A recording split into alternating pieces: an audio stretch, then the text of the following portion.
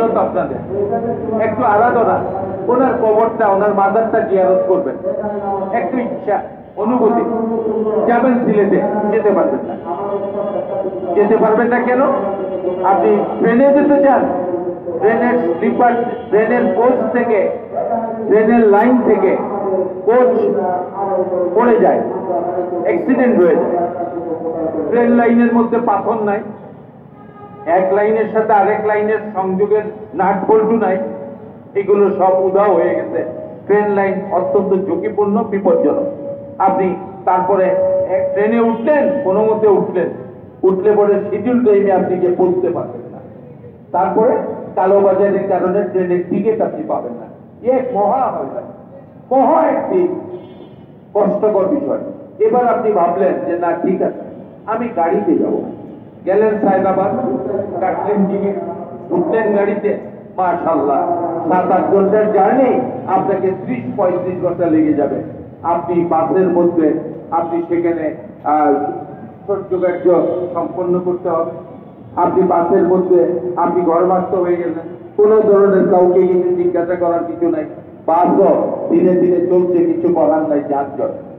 এবার যান আপনি বিমান পথে যাবেন। ভাবলেন 40-45 মিনিটের মধ্যে শাহজালালের মাটিকে স্পর্শ করবে, বিমান যাবে। বাহ, আপনি আমেরিকাতে চলে যেতে পারেন, লন্ডনে যেতে পারেন, কিন্তু এই সিলেটের বিমানে আপনি টিকিট করতে যাবেন, বিকেলে টিকিটের এক ভাগ 5,000 টাকা, এর 1 ঘন্টা পরে 6,000 টাকা, আর 1 ঘন্টা পরে 7,000 টাকা, আর 1 ঘন্টা পরে 8,000 টাকা।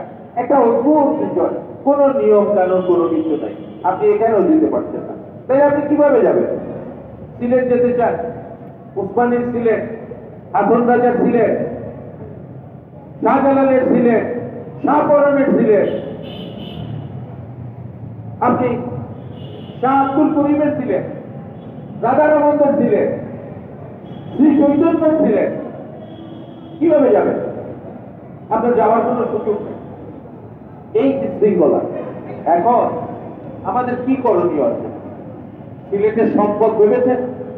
পাথর, বাংলাদেশের গোটা পাথর সিলেট থেকে আসে।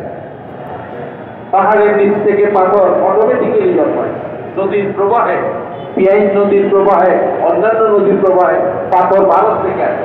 ভারত কয়েকবার চাইলো পাথরে বর্ডার দেবে, পারলো না, ভেঙে চুরে পাথর চলে আসে। কিছুদিন আগে দেখেছেন সাদা পাথর বের করা, পাথর খেয়ে সমস্ত পাথর উদাও করে দিয়েছে, প্রশাসন উত্তর দিয়েছে। পাথর পাথর পাথর দিয়ে কত সম্পদ, কত রাজস্ব অর্জন হচ্ছে একবার ভেবে দেখেছেন? অথচ সিলেটের রেল লাইনে পাথর নাই। পাথরের অভাবে সিলেটের রেল পড়ে যায়, সিলেটের ট্র্যাক সমৃদ্ধ হয় না। এখন দেখেন তো, যে পাথর আমি উৎপাদন করি, যে আমার পাথর দিয়ে গোটা বাংলাদেশ চলে, আমার পাথর দিয়ে বাংলাদেশের সকল ইমারত নির্মাণ হয়, অথচ আমার জন্য আমার পাথর নাই। তা আমি যদি পাথর দিয়ে এখন সরকারের মাথায় আঘাত করি, আমি সেই পাথর তুলে যদি তাদেরকে মারি, হ্যাঁ, তাইলে কি হবে? ওই যে শয়তানকে দেখেছেন না, হজের সময় শয়তানকে পাথর মারতে হয়। তো এখন যদি সরকার শয়তানের ভূমিকা হয়ে যায়, আপনারা আবার কি করা হবে? তাহলে আমাদেরকে এই পাথর মেনে আমাদের এই পাথরের দাবিকে আদায় করতে হবে বলতে। এখন যান আপনি সিলেটের গ্যাস,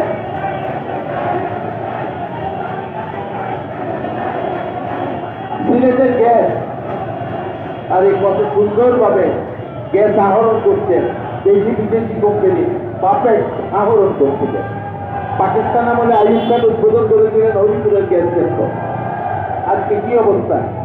গ্যাস আমার মাটিতে সৃষ্ট গ্যাস আমি পাবো না। কে পাবে? দূরের মানুষ। কে পাবে? বিদেশ যাবে। কে পাবে? সিলিন্ডারে ভর্তি হয়ে কিছু দেশে, কিছু বিদেশে যাবে। আর আমি যেখানে আমার মাটিতে গ্যাস চলছি, আমি গ্যাসের সুফল পাবো না। তাইলে ভাই গ্যাসের লাইন রেখে লাগছি। আমরা যদি গ্যাসের লাইন কেটে দিই, বলি যদি আমার মানুষকে গ্যাস দিতে হবে, তারপর আপনি দিবেন, আমার যে অভুক্ত সকলের আহ্বান জানিয়ে অধিকার কেউ কাউকে দেবে না। বাংলাদেশের অধিকার দেয় নাই। লক্ষ লক্ষ মানুষ শহীদ হয়ে অধিকার প্রতিষ্ঠা করেছে। বাংলাদেশের অধিকার কেউ দেয় নাই। ওই শহীদ জিয়া স্বাধীনতা ঘোষণা দিয়েছিলেন, বাংলাদেশের অধিকার কেউ দেয় নাই। 9 মাসে মুক্তিযুদ্ধ করে হানাদার বাহিনীকে পরাস্ত করে বাংলাদেশের লাল সবুজ পতাকাকে আমরা অর্জন করেছি। কাজেই বন্ধুগণ, অধিকার অধিকার যারা দেয় না তার কাছ থেকে অধিকার কেড়ে নেয়া পথ যদি কেড়ে নিতে না পারি তাইলে আত্মসমর্পণ করতে হয়। সিলেটবাসী আত্মসমর্পণের কোনো নজির নাই। রেফারেন্ডাম করে পাকিস্তানে এসেছি, মুক্তি করার জন্য কৃতজ্ঞতা প্রকাশ করছি। আপনারা জানেন সিলেটের বিভিন্ন উন্নয়নের দাবিতে আমরা দীর্ঘদিন ধরে রাস্তায় আন্দোলন করে আসছি। আজকে ঢাকার Sylhet supreme court warrior association অবস্থান কর্মসূচির আয়োজন করছি। আমি প্রথমেই আয়োজক সংগঠনকে এবং এই ব্যক্তিবৃন্দকে আমার অন্তরের অন্তঃস্থল থেকে ধন্যবাদ জানাচ্ছি। আজকে